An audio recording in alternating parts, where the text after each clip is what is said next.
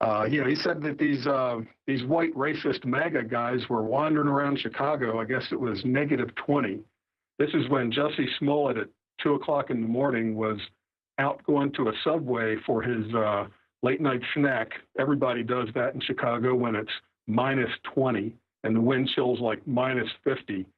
But there he was out on the sidewalk, and some MAGA people wearing ski masks beat him up and threw bleach on him and put a noose around his neck. Now, obviously, this sounds like it's complete BS.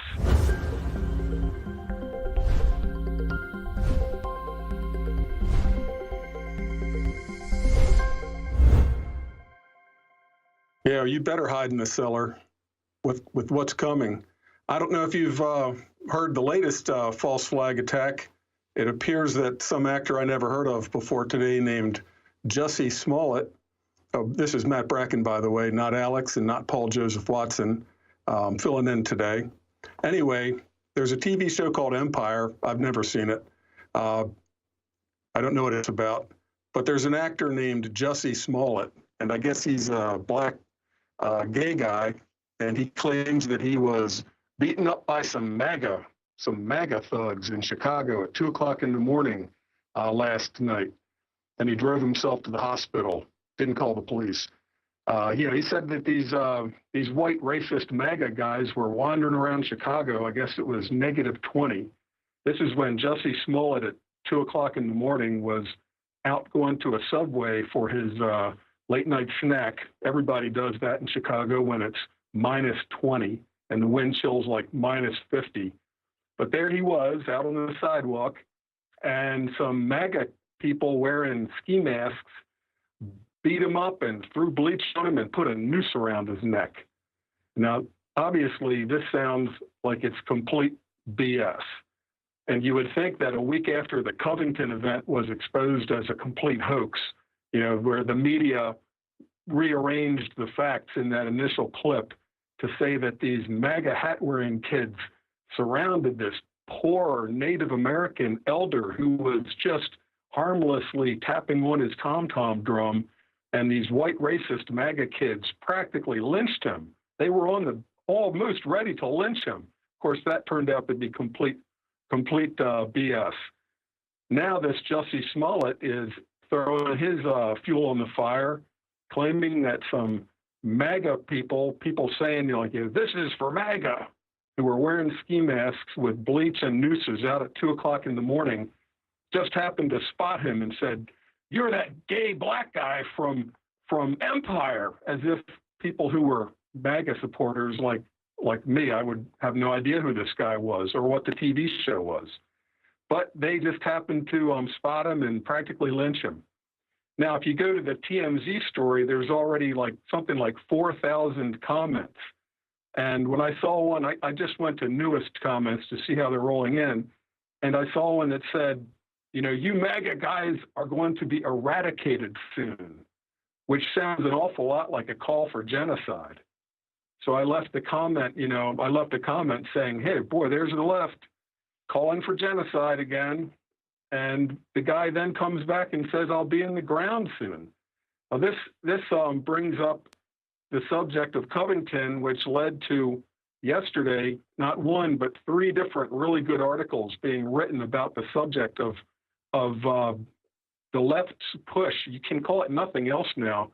It's the preparatory stage for what would become a genocide of conservative white males. We've seen this in history and over and over again. Before every big socialist power grab, when they really go full commie, they're going to wreck the economy. That's a given. But they're never going to say, whoopsie, it was our fault. Our stupid socialist programs, our $30 trillion free everything for everybody program blew up the economy. Must be our fault as socialists.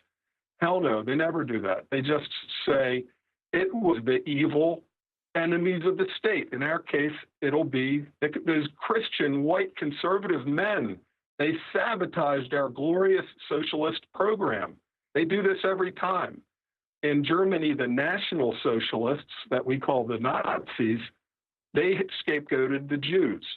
In The Soviet Union, it was the slightly better to do farmers that they called the kulaks.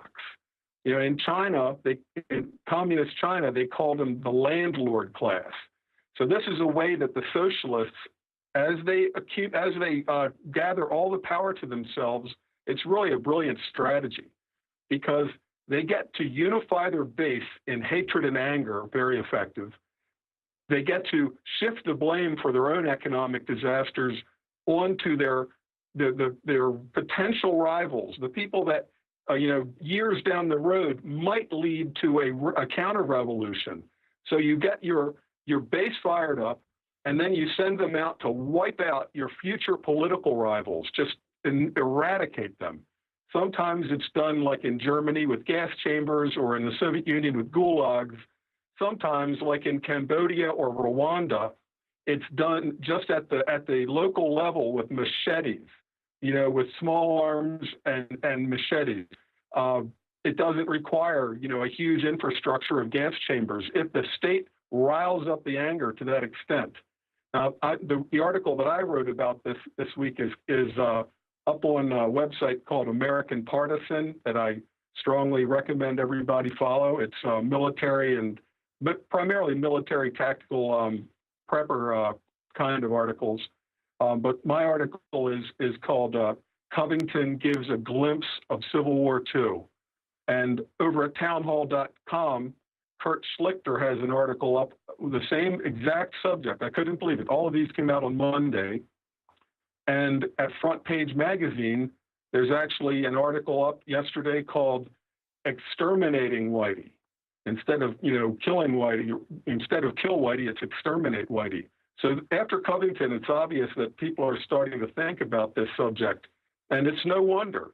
The thing that's very foreseeable about the socialists is that they appeal to the morons. They appeal to people who are not historically astute. So when they whip up this anger, it hits their base like it's something brand new that never happened in history. Oh my God, we have an enemy that's trying to hold us down. These conservative Christian whites, they're responsible for all the evil in the world, and we've just got to get rid of them. They're too dumb to realize you're being played for fools. This is what they do every time. This is a perpetual pattern. On the other hand, our side, the conservatives, we've studied this. We've studied the French Revolution, the Bolshevik Revolution, and every socialist revolution ever since then. So this gives us a huge advantage because essentially one team is comprised of morons like Kamala Harris and AOC, Alexandria Ocasio-Cortez, that are historically illiterate. And the other side, not only are we armed to the teeth, and know how to shoot and know tactics, but we've read their playbook. We've read a playbook, and they don't even understand that it is their playbook because they're historical illiterates. So when it comes to them trying to whip up their base for a day of, for days of rage, for just taking it out on every white kid with a red MAGA hat standing around on the Lincoln Memorial, or just blaming people in Chicago at 2 a.m., phantoms, imaginary, bogus enemies. They think that's going to accomplish the mission of leading to such anger that white conservatives are just pushed out of public life. Genocides don't start with the final solution. Genocides start with first marginalizing your enemies, taking away their ability to practice their professions. You de-license them, you de-platform them. If they had a professorship, you get rid of that. Well, we can see with political correctness how far down that road we've actually already gone. Our universities are 100% left-wing social justice warrior. Any conservatives on campus are practically, underground, like putting the fish symbol on the wall, like in early Christian Rome. So we can see that they've already done a great job of deplatforming conservatives, of stigmatizing us, of bullying us into silence. And the next stage is going to be calling for their minions to just, punch that smirking MAGA kid in the face, which we've already seen. We saw that after Covington. And a week later, now it's some B-list actor claiming that, white racist MAGAs beat them up.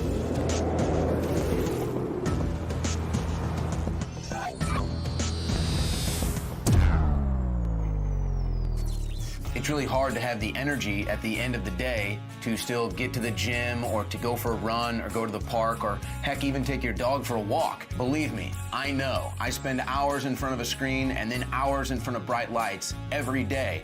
But thanks to Super Male Vitality at InfoWarsStore.com, I still have that energy. There's no way I could have the energy at the end of a long day to fight back against the chemicals in the food and water, to fight back against the modern day lifestyle with the screen time and the extended hours, to still have the stamina and endurance, energy and drive to get to the gym, get to the park, and get exercise that you need for your health. So go to InfoWarsStore.com and get Super Male Vitality before it's gone. This is actually our last run of Super Male Vitality. So I want you to experience Super Male Vitality before it's too late. Unleash the super male in you with Super Male Vitality from InfoWarsStore.com.